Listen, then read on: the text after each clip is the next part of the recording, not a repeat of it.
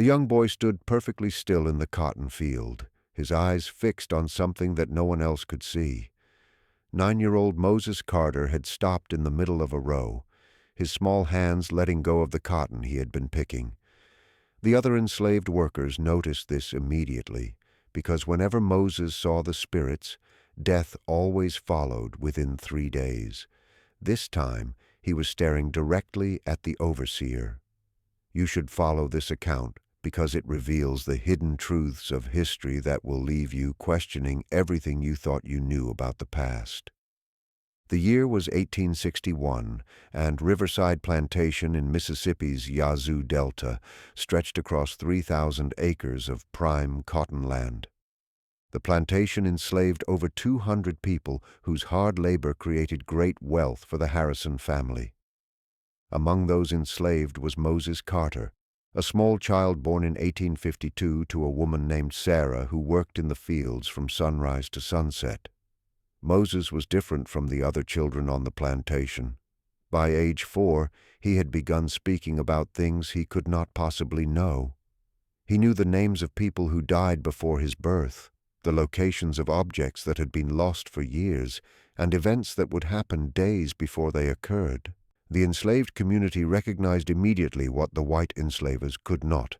Moses possessed the gift of sight, an ability rooted in African spiritual traditions that had survived the brutal journey across the Atlantic.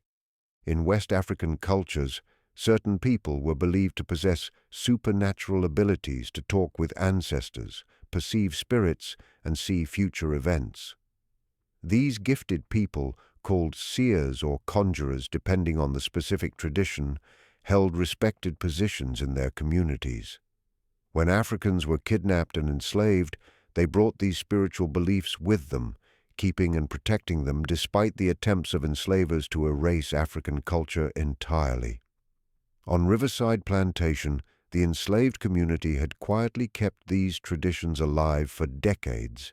There were root workers who knew which plants could heal sickness and which could cause it. There were conjurers who made protective charms to shield people from violence. And there were those like Moses, born with the ability to see beyond the physical world into the realm of spirits and future possibilities. Moses's first recorded prediction happened when he was 6 years old.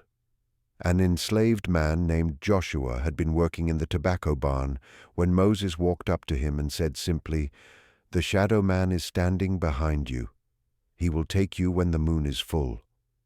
3 days later, Joshua collapsed while working and died before the sun went down. The enslaved community understood what had happened. Moses had seen the death spirit claiming Joshua before death arrived. Over the next 3 years, Moses made prediction after prediction. An enslaved woman would die in childbirth. Moses saw it 3 days before her labor began. A field hand would be killed when a cotton wagon tipped over. Moses described the accident before it happened. An elderly man would pass away in his sleep. Moses told him to make peace with his family while there was still time. The pattern was always the same and undeniable. Moses would see something invisible to others. He would describe what he saw in simple words, and within 3 days death would occur exactly as he predicted. By 1861, at age 9, Moses had accurately predicted 47 deaths. The white Harrison family first dismissed Moses's predictions as a coincidence or simple superstition. They viewed African spiritual beliefs as ignorance that needed to be stopped through religious teaching and harsh discipline. But the enslaved community knew better. They understood that Moses carried knowledge and abilities that connected them to ancestral wisdom, to spiritual protection, and to powers that white enslavers could neither control nor understand. On this particular August morning in 1861, Moses had been working in the cotton field since dawn. Children as young as 6 were expected to work on Mississippi plantations, picking cotton, carrying water, and performing tasks suited to their small bodies. Moses worked next to his mother, Sarah, and dozens of other enslaved people under the watchful eye of Thomas Crane, the plantation overseer. Crane was known for his casual cruelty and his quick use of the whip. When Moses suddenly stopped working and fixed his gaze on Crane, every enslaved person in the field noticed. They had learned to recognize the signs. They saw the way Moses's eyes would focus on empty space. They saw the way his body would become perfectly still. They noticed the way his child's voice would change when he spoke about what he was seeing. Crane noticed the stop in work and rode his horse toward Moses. "Boy, why aren't you working? Do you want a whipping?" Crane shouted. Moses did not respond to Crane. Instead, he spoke to his mother in a voice loud enough for the nearby workers to hear. "Mama, the shadow man is with Mr. Crane. 3 days. When the sun sets on the 3rd day, Mr. Crane will be gone." The field fell silent. Enslaved workers exchanged quick looks, their faces staying neutral to avoid drawing Crane's anger. But they all understood what Moses had just announced. The overseer who had terrorized them for years had only 3 days left to live. Crane raised his whip, furious at the perceived rudeness. But before he could strike, an older enslaved man named Elijah stepped forward. "Master Crane, the boy doesn't mean anything by it. He is simple-minded and talks nonsense all day. Let me get him back to work." Crane lowered the whip but pointed it threateningly at Moses. "Control that child, or I will do it for you," he warned. He rode away, dismissing the incident as meaningless slave superstition. But Moses had never been wrong, not once in 47 predictions, and the countdown to Thomas Crane's death had just begun. Moses's abilities had first appeared when he was 3 years old, shortly after the death of an elderly enslaved woman named Grandmother Ruth. She had served as a spiritual leader in the plantation's hidden community. Ruth had been a practitioner of what enslaved people called hoodoo or conjure, which was a mix of West African spiritual traditions, native knowledge, and elements of Christianity that created a unique form of spiritual practice among enslaved African Americans. Before she died, Grandmother Ruth had spent a lot of time with young Moses, recognizing in him the signs of someone born with spiritual sight. She taught him how to understand what he saw, how to tell the difference between different types of spirits, and how to protect himself from bad energies that could harm someone so young and sensitive. "You have the gift, child," Ruth had told him when he was barely old enough to understand. "The ancestors chose you to see what others cannot. It is a heavy burden, but it is also a power they cannot take from us." Ruth's death had made Moses's abilities even stronger. He began seeing spirits regularly. He saw ancestors who watched over the enslaved community, protective spirits that shielded certain people, and the shadow figures that appeared when death was near. He described these visions plainly with the honesty of a child, not yet understanding why adults reacted with such seriousness when he mentioned seeing the shadow man. His mother, Sarah, had been terrified at first. Enslaved mothers lived in constant fear for their children's safety. Any behavior that drew the attention of white people could result in punishment, being sold away, or worse. A child who made predictions about death could easily be seen as dangerous or threatening by enslavers who feared any form of power they could not control. But the enslaved community had gathered around Moses and his mother. They recognized the boy's gift as something precious and rare. They protected him by teaching him when to speak and when to stay silent. They taught him how to share his visions with the community without alerting white overseers, and how to talk about his knowledge in ways that would not cause punishment. The predictions followed a steady pattern.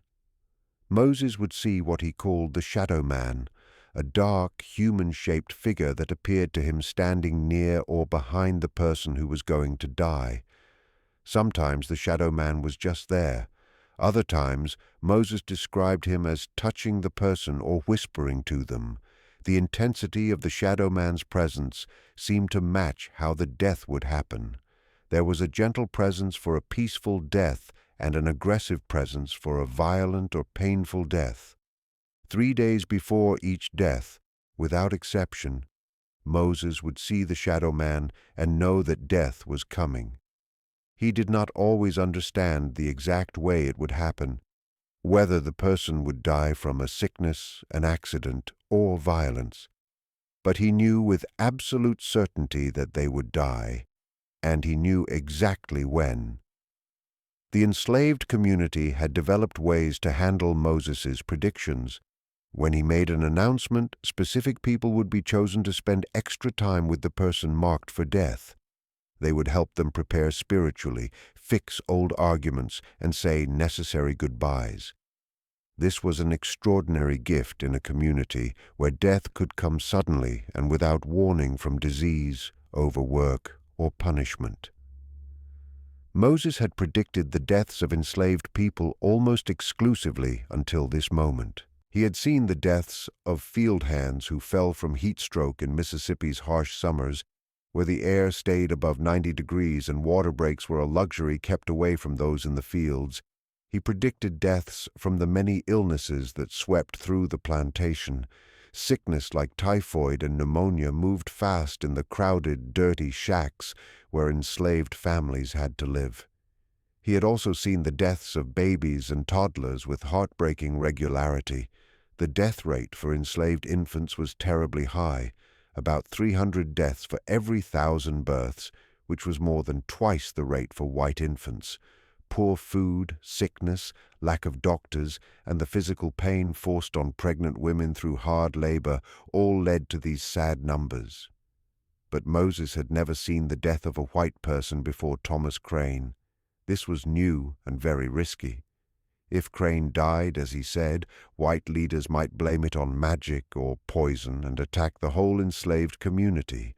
Throughout the South, accusations of using African spiritual ways to hurt white people usually ended in extreme violence. That night, after the work was done and the people went back to their cabins, the spiritual leaders met to talk about what Moses had said.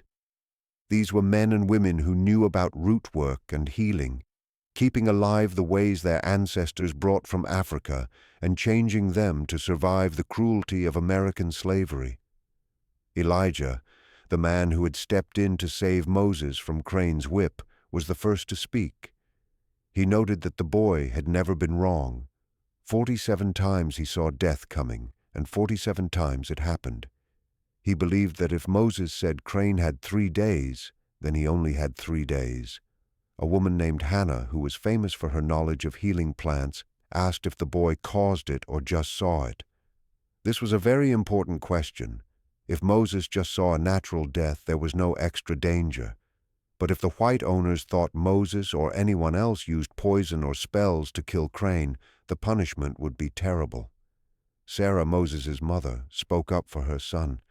She insisted that Moses did not cause anything. He only saw what was coming. The leaders decided to watch over the boy for the next 3 days. They wanted to make sure he was never alone with Crane, so no one could say he touched Crane's food or belongings. They would keep working at their normal speed and give the white owners no reason to suspect anything. Meanwhile, Moses sat outside his mother's home, staring at the stars. In his mind, he could still see the dark and patient shadow man waiting for the exact moment when Thomas Crane's life would stop. The first day after Moses spoke was full of intense stress. Every enslaved person on Riverside Plantation worked with extra care, watching Crane for any sign of sickness while trying to act as if everything was normal. That morning, Crane seemed perfectly healthy and strong. He rode his horse through the fields and yelled orders with his usual anger. He used his whip often and for no reason, hitting workers just to show his power through fear and pain. This was common on Mississippi cotton farms, where overseers were expected to force as much work as possible through violence. By the middle of the day, Crane still did not look sick or hurt. Some of the younger people started to wonder if Moses had finally made a mistake. But the older people who had seen his visions come true for years did not doubt him. Elijah whispered during a quick break that the shadow man does not lie, and they just had to wait for death to arrive. That evening, Moses sat with Sarah. She had been showing him which wild plants were safe to eat and which were deadly, which was vital knowledge for people who had to find extra food to survive. But Moses was distracted. He asked his mother why he had to be the one to see the shadow man, and if someone else could do it instead. Sarah held him close and explained that he had a special gift. She told him the ancestors chose him to see things the community needed to know. Moses noted that it made people sad and made them cry. Sarah explained that they cried because death is hard, but they were also thankful because he gave them time to say goodbye and make peace. She called it a blessing, even if it was painful. The second day brought even more tension. Crane went about his normal day, checking the cotton and punishing people to keep control. But the workers noticed tiny changes. Crane seemed more annoyed than usual, yelling at people for small mistakes and pushing them to work faster. Around noon, Crane got off his horse to get water from the well. Moses was nearby, carrying a bucket of cotton. For a second, they looked at each other. Crane looked at the child with pure hate, even though he claimed the boy's prediction was just a silly superstition. Moses saw the shadow man standing right behind Crane now, looking darker and more solid than before. The spirit seemed to be reaching out, putting its hands near Crane's chest. Moses quickly looked away and kept moving, knowing it was dangerous to draw any attention to what he saw. That afternoon, the Harrison family had guests over to talk about cotton prices and the Civil War that had started earlier that year. The war between the North and the South was making markets unstable and creating worry about the future of slavery. Mississippi had left the Union in early 1861 to protect the system of slavery that made them rich. Crane joined the white men in their meeting, drinking whiskey and saying the South would win fast. He claimed the North didn't understand that Southern farms needed slave labor to work. None of the men noticed Moses standing in the corner with a fan to keep flies away from the food. But Moses saw everything. He saw the shadow man standing among the white planters, visible only to him, and he knew that by the next evening Thomas Crane would be dead. The third day arrived with the heavy, wet heat typical of August in Mississippi. The air was so thick it was hard to breathe, making the field work even more exhausting. The enslaved people worked in silence, saving their strength and watching Crane out of the corners of their eyes. By the middle of the afternoon, Crane still looked healthy. He had been very cruel that day, whipping 3 different people for not picking enough cotton. Every hit of the whip was a reminder of the terror used to keep people in line. Stay with us, because what happens in the next few hours will change everything we think we know about life and the spiritual wisdom that slavery tried to end. As the sun began to go down, Crane rode his horse to the western edge of the plantation where a new field was being cleared. Several men were pulling up stumps and clearing brush, a job that would last until it was too dark to see. Crane got off his horse to check on them, complaining about the speed and threatening them with the whip. Then, suddenly and with no warning, Crane tripped. He grabbed his chest, his face twisting in great pain. The men working nearby knew at once what was happening. Crane was having a medical emergency. He fell to the ground, fighting for breath. His body shook for a moment and then went completely still. One of the men ran over to see if he was breathing, but he wasn't. Thomas Crane, the man who had bullied Riverside Plantation for 5 years, was gone. The sun was setting exactly 3 days after Moses had spoken, just as the boy had said. Word of Crane's death moved through the plantation in minutes. The Harrison family called for a doctor, but by the time he arrived, there was nothing he could do. He said Crane died from heart failure, a sudden event that can happen without any warning. The white families accepted this. Crane was in his late 30s, an age where this sometimes happened to men who drank too much and lived a stressful life. There was no sign that anyone had hurt him or poisoned him. To the white people, it was just a natural, if sad, event. But for the enslaved community, the feelings were more complicated. They felt a great sense of relief. Crane had been a source of constant pain, and his death meant their daily lives would get better right away.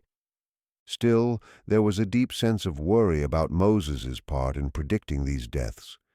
Had the young boy simply seen what was coming, or had his words somehow caused or sped up the end of Mr. Crane? This question touched on the hidden mysteries of spiritual power and duty. Enslaved people gathered that evening in small groups, speaking in quiet whispers about what had happened. Some felt thankful for the gift Moses had, saying his prediction gave them 3 days to prepare their hearts for the change Crane's death would bring. Others feared the boy's skills were becoming too obvious and too risky. They worried it would draw the wrong kind of attention from white leaders who feared any power they could not rule. Moses himself seemed unbothered by the day's events. When his mother asked how he felt, he answered simply, "The shadow man took Mr. Crane away just like I saw. The shadow man always takes them when he says he will." For Moses, there was no hard moral puzzle or question of whether he caused it or just knew it. He saw spirits. He told people what he saw, and then what he saw would happen. The way these things worked together was more than his young mind could understand.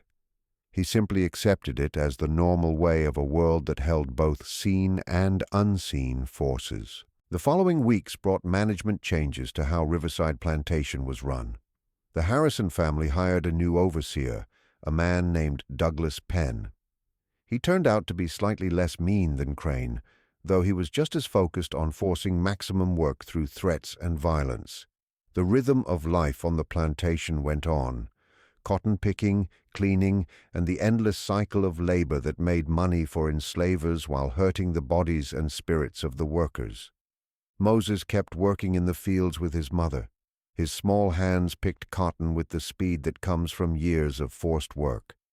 But his name within the community grew even stronger. People started looking for him, asking quietly if he saw the shadow man near their loved ones. They wanted to know if death was coming so they could get ready. Moses would look closely at the person, searching for the presence of the death spirit. Sometimes he saw nothing, and could tell them they were safe. Other times he saw the shadow man and would have to give the sad news. 3 days, the shadow man is here. Every prediction came true. By the end of 1861, Moses had correctly predicted 53 deaths, 47 before Crane, plus 6 more in the months after. The pattern never changed. He would see the shadow man, he would say what he saw, and within 3 days, death would arrive. But Moses's skills went beyond just knowing about death. He sometimes had visions of other things, like where lost items could be found, which trails through the woods were safe to use, or when slave catchers would be nearby. These extra bits of knowledge made him very helpful to the community. He was a source of spiritual truth that linked them to protective spirits and the wisdom of their ancestors.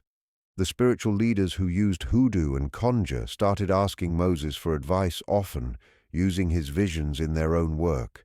If Moses saw the shadow man coming for someone, the root workers would get special herbs and rituals ready to make the move from life to death easier.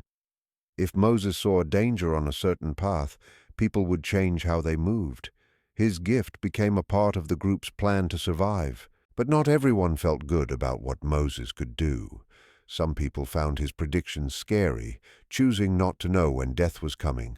Others worried that being so visible would eventually bring dangerous attention from white authorities, who had a history of using violence to stop African spiritual power.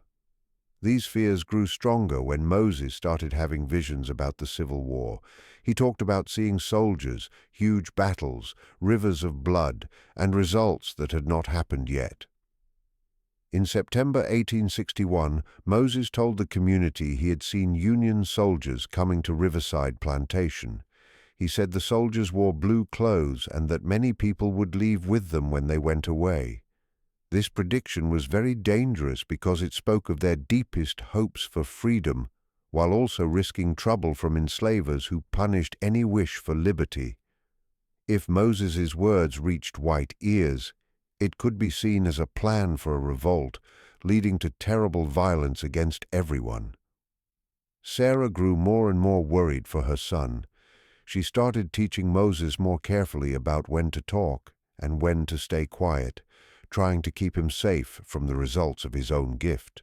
But Moses, at only 9 years old, did not yet fully understand the social dangers around him. Through late 1861 and into 1862, the Civil War grew more intense across the South. Mississippi became a main battleground as Union forces tried to take control of the Mississippi River, a key path that split the Confederacy and served as a major travel route. News of battles and Union wins reached even quiet places like Riverside, creating both hope and worry. Enslaved people across the South understood that the war was their best chance for freedom in a long time. If the Union won, slavery might end forever, but this hope had to be hidden well. Owners reacted cruelly to any sign that people wanted freedom or liked the Union side. Moses kept making his death predictions with his usual truth. In January 1862, he saw the death of an old woman who died peacefully in her sleep exactly 3 days later. In March, he saw a sad accident where a man was crushed by falling wood.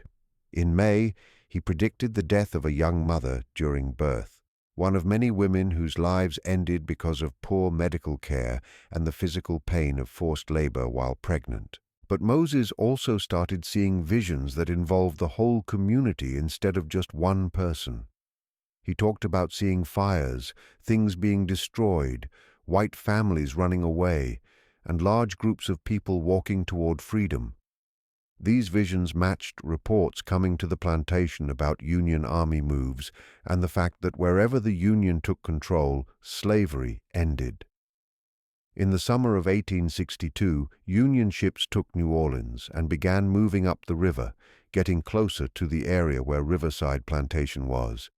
The Harrison family grew very nervous, arguing about whether to stay or move further inland to get away from the Union. They added more security and punished anyone who acted like they hoped for a Union win. During this time, Moses made what would be his most important prediction. He saw the shadow man standing near Douglas Penn, the man who took Crane's job. "The shadow man is with Mr. Penn," Moses told his mother quietly. "But this time it's different. The shadow man isn't alone. There are soldiers with him and fire and many shadow men all at once." This vision hinted at more than just Penn's death. It suggested a violent fight with many people dying at the same time. The spiritual leaders thought this might mean Union soldiers were coming to the plantation.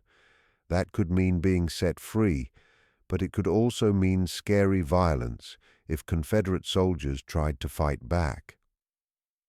3 days after Moses's words about Penn, Union scouts showed up at the edge of Riverside Plantation. They were checking the area before a bigger army moved in. When Penn and some other white men tried to stop them, shooting started. Penn was killed in the fight along with 2 other white men. The Union scouts left but came back 2 weeks later with a whole group of soldiers who took over the plantation and said everyone there was free. Moses had seen it all: Penn's death, the soldiers, the fire, and the many shadow men, showing many deaths happening at once. Again, his words had been right, down to the small details he could not have known any other way. The community stayed, not sure what would happen next, but hoping that being free was real. Moses had another vision during this messy time. He saw crowds of people moving north, following the Union Army and looking for safety in camps where people gathered under military care. He talked about seeing sickness, too many people, and many deaths in those camps. It was a sadly true look at what would really happen as thousands ran to the Union side only to die from sickness in crowded, dirty camps. The spiritual leaders looked at Moses's visions carefully as they decided whether to stay at the empty plantation or join the move toward Union areas. His skill in seeing danger gave them good information, though deciding what to do was still hard. Sarah had her own tough choice to make. Should she keep Moses at Riverside, where life was known even if it was risky, or should she take him north toward a freedom that might bring sickness and death? Moses's vision showed that there was danger in both directions. Staying put meant a possible attack from Confederate soldiers, while moving meant facing sickness and too many people in the camps. There was no simple way to stay safe.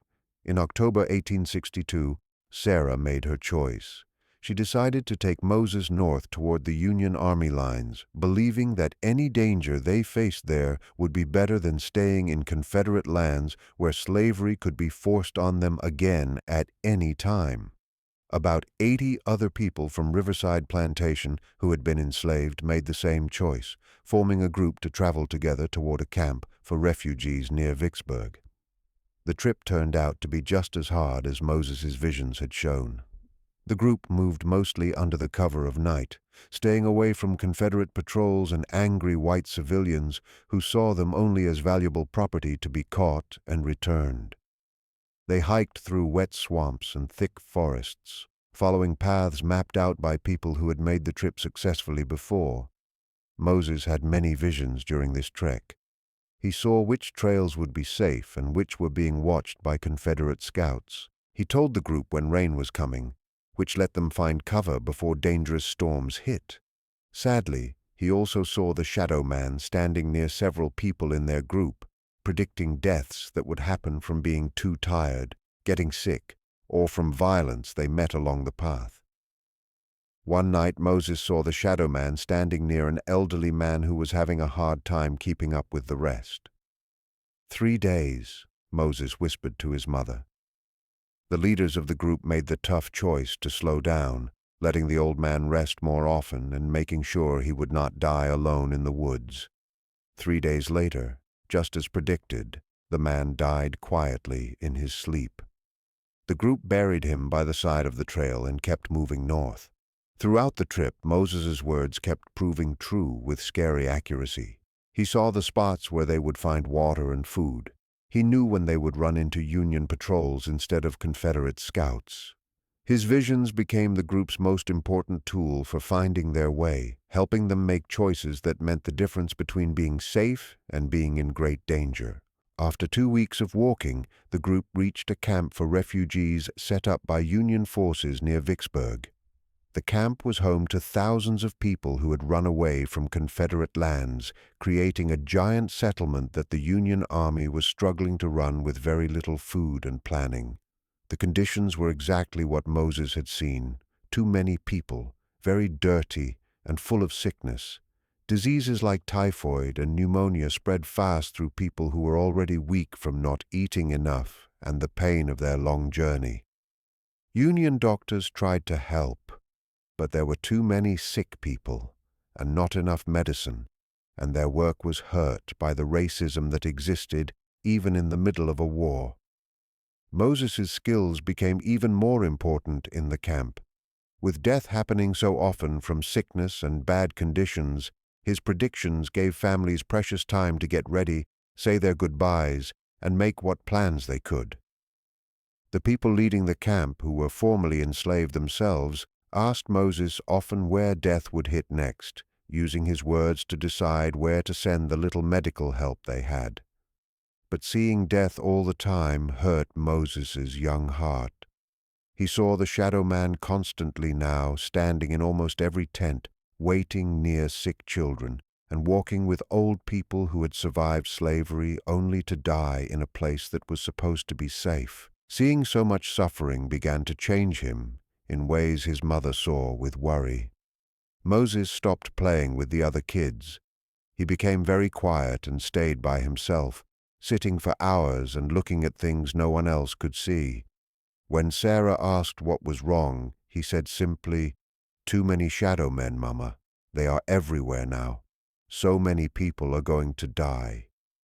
This was sadly true. Outbreaks of sickness in these camps killed thousands of people during the Civil War. Some historians think more Black Americans died in these refugee camps than died while enslaved during that same time. The freedom that should have brought safety brought new kinds of pain that hurt the survivors and changed the simple stories about how freedom arrived. Sarah looked for help from the spiritual leaders in the camp. These were people who understood the old ways and could give advice on how to protect a child with a gift like Moses's. They made charms to protect him, taught him prayers, and showed him rituals to shield him from being crushed by the energy of the spirits. They worked to help him see that his gift, though very heavy, was important for helping his people. One of these leaders was a woman named Mama Rosie, who had been a respected healer before she was free. She took a special interest in Moses. She saw in him powers like the seers she had known back in Africa. This was knowledge passed down through many years. "This child has powerful sight," Mama Rosie told Sarah, "but he needs training to handle it, or it will eat him alive. The spirit world is pushing on him too hard because he does not know how to set rules yet." Mama Rosie started teaching Moses how to control his spiritual sensitivity. She showed him how to close his sight when he needed to rest. She taught him how to protect himself from being overwhelmed by bad energy. She showed him how to talk with good spirits while blocking out the ones that could hurt him. This training was vital for Moses' survival, giving him the tools to handle a power that might have broken his mind otherwise. As 1862 became 1863, the Civil War entered its most violent phase. The fight for Vicksburg brought massive army moves to the area where Moses and his mother were hiding. The refugee camp was now near active fighting, exposing the people there to new dangers from cannon fire, more sickness, and the mess of war. Moses's predictions during this time became important for the military. He started having visions of battles before they happened, describing spots where soldiers would fight with details that seemed impossible for an 11-year-old child to know. Union officers did not believe the reports at first, but after several of Moses's predictions came true, some officers began to listen.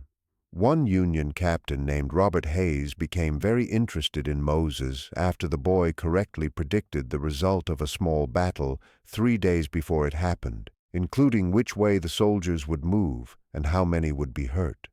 Hayes talked to Moses directly, asking how he knew these things. Moses explained simply, "I see the shadow men where the soldiers will fall. When many shadow men gather in one spot, I know a fight is coming there. The shadow men show me what will happen." Hayes was unsure but practical. If the boy's words kept being right, they were useful no matter where the information came from. He gave permission for Moses to be asked about his visions before planned military moves, using the boy's sight as one part of their plan. This put Moses in an amazing spot for an 11-year-old child. His spiritual skill, which had helped his people survive, was now helping the Union Army in a war to end slavery. The gift that linked him to his African ancestors became a tool in a modern war. But seeing so much death was a heavy burden. He was now seeing visions of many people dying at once. Instead of just one person with a shadow man, he saw hundreds of shadow figures gathering on fields where big battles were about to happen. Knowing who would die and when became very hard for him to carry. The childhood he should have had, playing and learning, had been taken by his gift and the cruelty of war and slavery. In March 1863, Moses made a prediction that would be remembered forever. He told Mama Rosie that he had seen the shadow man standing near President Abraham Lincoln, but that the shadow was not going to take him right away. "The shadow man is waiting," Moses said. "He will wait 2 more years until after the war is over. Then he will take the president." This prediction would not be understood until April 1865, when Lincoln was killed. But it showed how far Moses's sight could reach. He could see events that affected the whole country, not just his own neighbors. Meanwhile, the fight for Vicksburg grew even more intense through the summer of 1863. Union forces under General Grant surrounded the city, stopping all supplies and firing cannons at the enemy. The refugee camp was sometimes hit by these cannons, forcing people to hide in holes and trenches. Sickness kept spreading, killing people that Moses had said would die days before they even felt sick. Moses had one of his most scary visions during this time. He saw the shadow man standing inside a tent where several sick children were being cared for. But unlike his previous predictions of single deaths, this vision showed all the children dying at the same time, suggesting some kind of major disaster rather than normal sickness. Moses reported this vision to camp leaders who checked the tent carefully. They found that the water source for that section of camp had been ruined with waste from toilets upstream. This was a failure in cleanliness that would have caused a deadly outbreak if not fixed right away. By cleaning the water based on Moses' warning, camp leaders prevented the mass death he had seen. This was one of the rare times where his predictions allowed for prevention rather than just getting ready. This event raised big questions about the nature of Moses' gift. If his words could allow for prevention, were they showing futures that had to happen, or just ones that were likely? Could knowing what the shadow man planned change what would actually occur?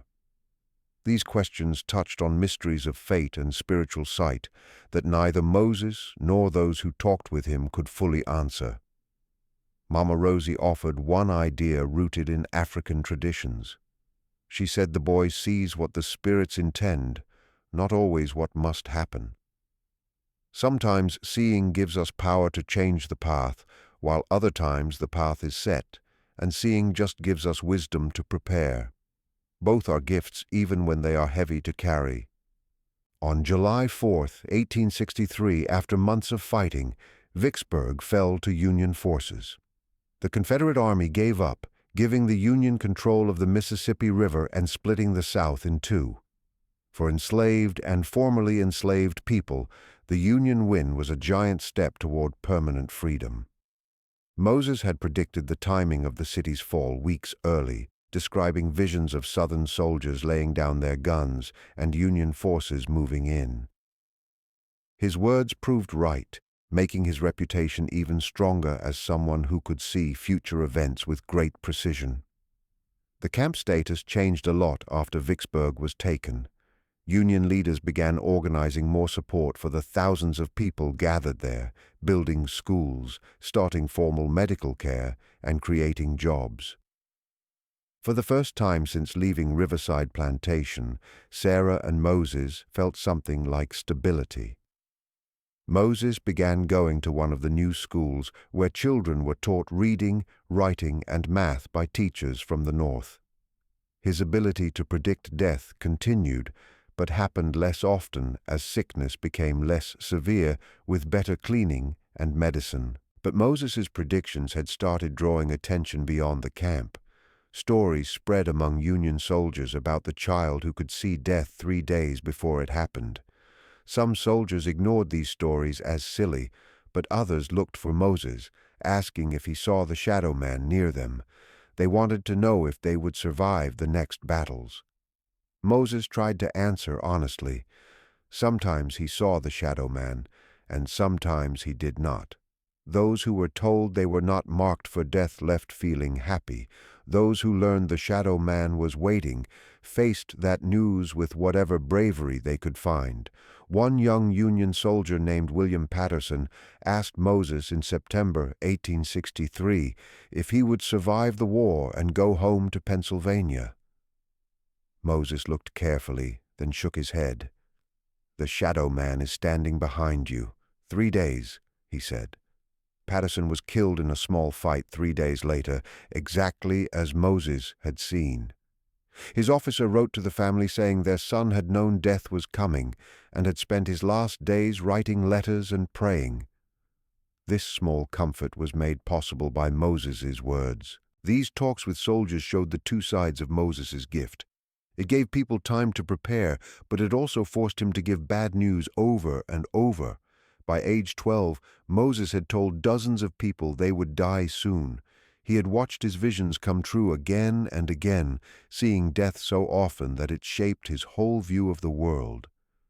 Sarah worried about what all this was doing to her son's heart. Moses had become very serious, carrying a weight that no child should have to hold. She talked with Mama Rosie about whether Moses should keep using his gift or try to stop. Mama Rosie said the gift was part of who he was, and he could not just stop. She suggested teaching him to set boundaries and remember he was still a child who deserved joy. They worked together to create a better life for him.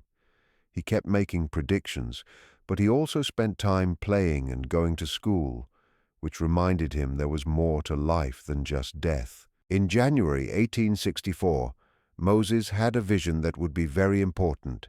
He saw the war ending, the Union winning, and slavery being ended across the whole country. He described seeing formerly enslaved people celebrating in the streets of the South. He saw the Southern flags replaced by American flags. But he also saw continued pain after the war, including violence against black people and new ways of being treated unfairly. His vision suggested that legal freedom would not immediately mean true fairness. This prediction would prove sadly true in the years after the war. Moses shared this with leaders in the camp who saw it as both hopeful and serious. Freedom was coming, but the fight for justice would last much longer. Through 1864 and early 1865, Union wins came faster. General Sherman's march through Georgia destroyed the South's ability to fight. Moses kept seeing visions of Union victory that came true. In April 1865, news reached the camp that General Lee had surrendered to General Grant, ending the Civil War. The celebration was huge. The war that had threatened to keep slavery forever had destroyed it instead. The 13th Amendment would soon end slavery in the United States for good. Moses, now 13, had lived through a giant change. He had been born a slave, escaped to freedom, used his gift to help his people survive, and lived to see slavery end. But just days after the surrender, Moses saw the vision he had predicted 2 years earlier. He saw the shadow man near President Lincoln and saw the moment of the killing coming. He told Mama Rosie and others, but there was nothing they could do. They had no way to talk to people who could protect the president. On April 14, 1865, Lincoln was killed. The news reached the camp days later, hurting the community that saw Lincoln as a symbol of freedom. Moses's words had been right again, showing his gift could see the deaths of famous leaders, not just people he knew. The end of the war brought new troubles. The Freedmen's Bureau was made to help people move from slavery to freedom, but there was not enough help, and white people in the South fought against black freedom. Moses began seeing visions of violence that would come in the years ahead, including organized terror meant to keep white supremacy alive through fear. These predictions scared the adults because they showed that legal freedom would not protect them from all harm. But Moses's visions also showed people fighting back and surviving. Sarah decided to leave Mississippi and move north to a city where she hoped Moses would be safer.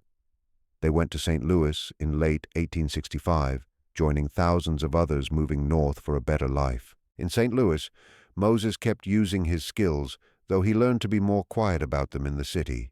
He still made predictions about deaths, always 3 days early, and always right. By age 15 in 1867, Moses had predicted 93 deaths perfectly. His gift had never failed or been wrong, but the constant weight of seeing death had shaped him. He was quiet and wise in a way that made him seem much older. Mama Rosie, who also moved to St. Louis, kept teaching him. She told him his gift linked him to ancestors who had the same skills in Africa. She helped him see that spiritual sight was a power that slavery tried to kill but could never fully stop. Our people carried this across the ocean in chains, she told him. Now you carry it into freedom. It is an honor, even when it is heavy. Moses Carter lived a long life, until 1924, when he died at age 72. During his 7 decades, his ability to see death 3 days early never went away. Records show he predicted at least 147 deaths, though stories say the number was much higher. Every time he saw the shadow man, told the person, and they died in exactly 3 days. His skills touched many lives.